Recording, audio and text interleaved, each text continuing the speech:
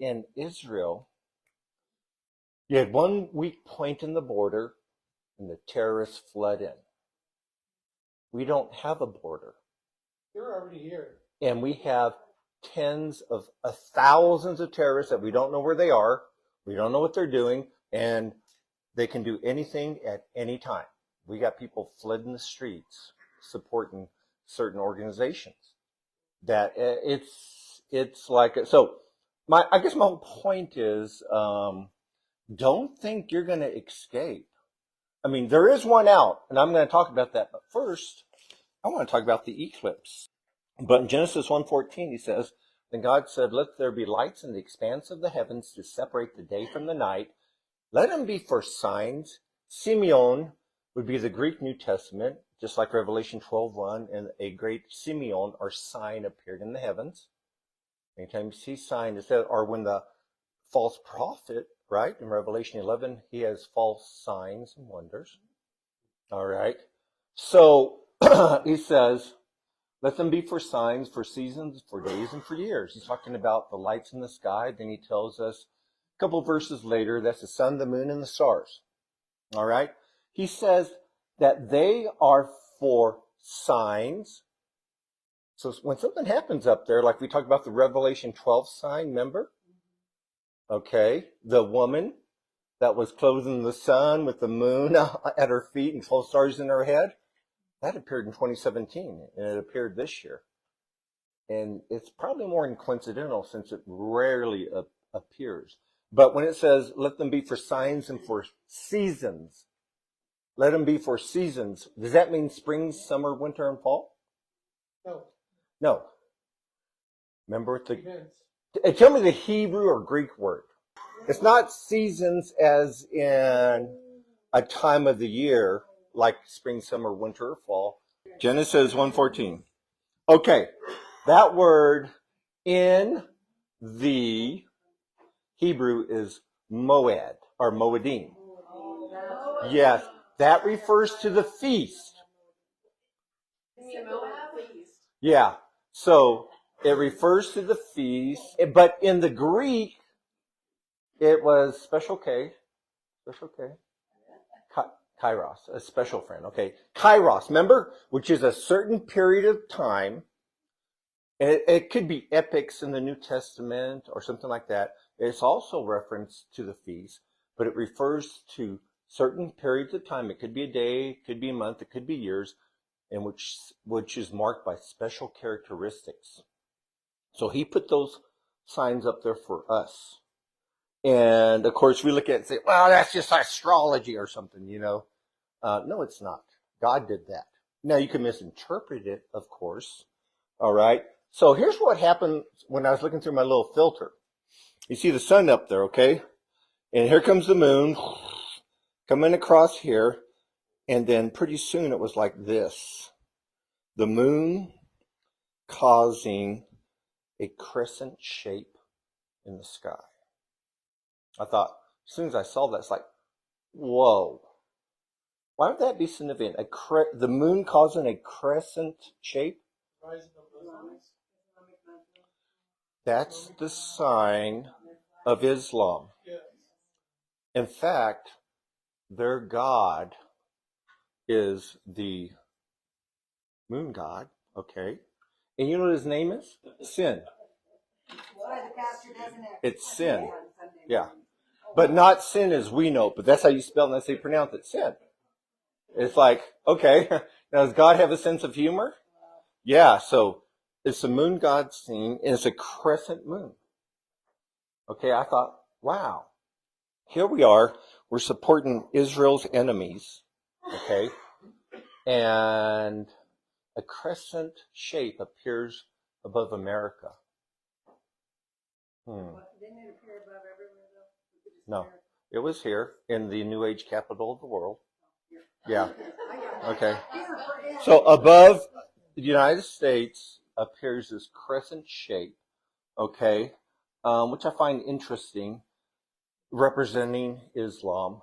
Could it be saying to us that you support Islam's enemies and now they're going to be over you? Get it? Yeah, God deals in puns all the time. And I don't want to go into all that, but I just find that. And then when the moon went all the way across, and you know, the ring of fire, right? Where it was not as big as the sun. So you see this. You know what appeared right there? An omicron. What?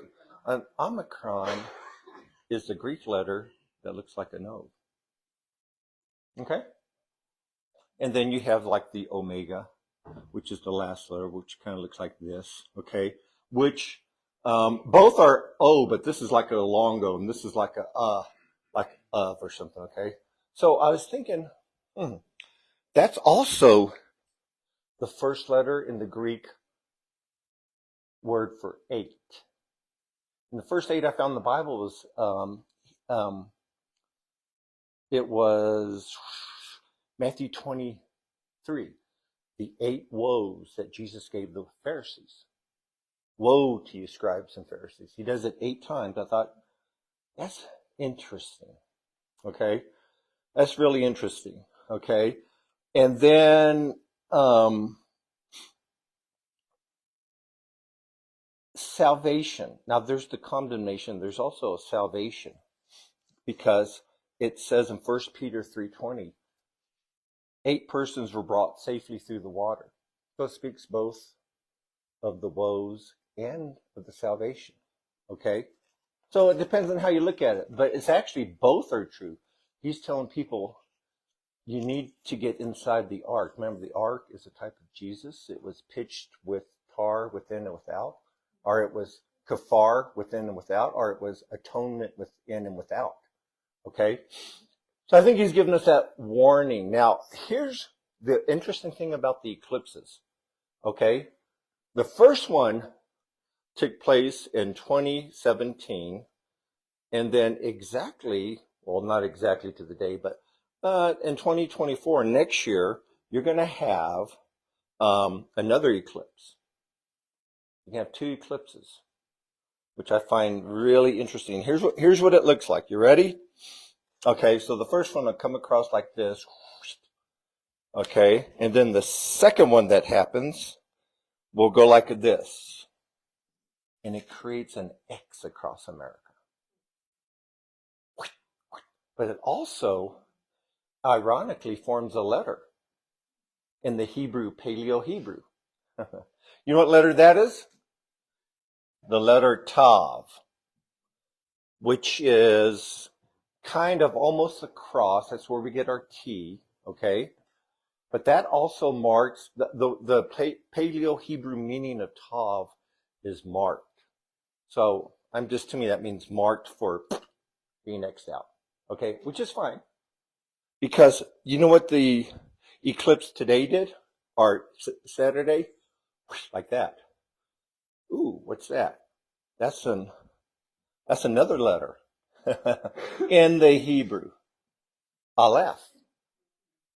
It's the first letter. It's an ox head. It's the head. It's the leader. It's strength. Now, I'm going to say these 2 letters together and see if anyone is sharp enough to remember this. Aleph and Tav.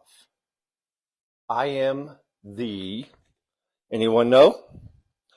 Revelation 1:8, 21:6. What? Yes! And I know he is. Give him a couple million. Where's Vicky? Oh, give him a couple million, please. Okay. No. Yeah, remind me, Jacob. So, Revelation 1, Revelation 21, and Revelation 22. Okay? That is interesting because he says, I am the Alpha and the Omega. If you speak in Hebrew, which I believe he would have said, I am the Aleph and the Tav.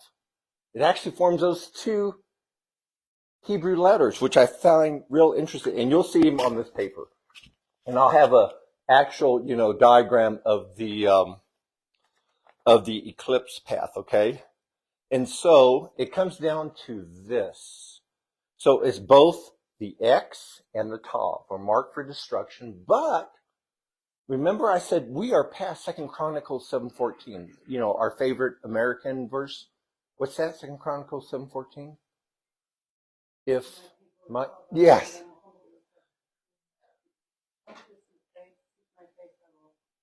Yes. If my people call by my name, will humble themselves, seek my face, I will come and heal their land. Okay. So, which doesn't even apply beyond Israel, I think. But even if it did, like I say, we're beyond that. We're at Ezekiel 14, verses 13 and 14 and 20, which basically says this: Son of man, if a country sins against me by committing unfaithfulness, and I stretch out my hand against it, and destroy its supply of bread, and famine against it, and cut off from it both man and beast, even though these three men, Noah, Daniel, and Job, all three the most righteous of their time, most righteous men on the earth at that time, were in their midst by their own righteousness, they could only deliver themselves. And then verse 20 says this: Even though Noah, Daniel, and Job were in its midst, as I live, declares the Lord, they could not deliver either their sons or their daughter. They could only deliver themselves by their own righteousness. So in other words, it's not a matter of national salvation now. Forget about America. Okay? What we're saying is, we want the prosperity and the good times to keep rolling. Forget about that. It's now a matter of individual salvation now, right? Amen. And so you have the Aleph and the Tav. He's telling us now, you know what? I'm going to be there. And funny, it appears in Revelation 1, which is the church age. Then it appears in Revelation 20, I think it is. No, 21. Okay? And then, which is all the new recreation stuff. The new heavens and the new earth in Revelation 22. So he's saying, look, you can make it through all that and get to where I will recreate everything. Okay, if you just turn to me, the Aleph and the Tav. So I think it's a sign, the national judgment that's coming, but it's also a message of hope. God always gives you hope, no matter what, because he's so gracious. He always gives you hope, and that is, you come to me, the Aleph and the Tav, and you will experience salvation. Okay?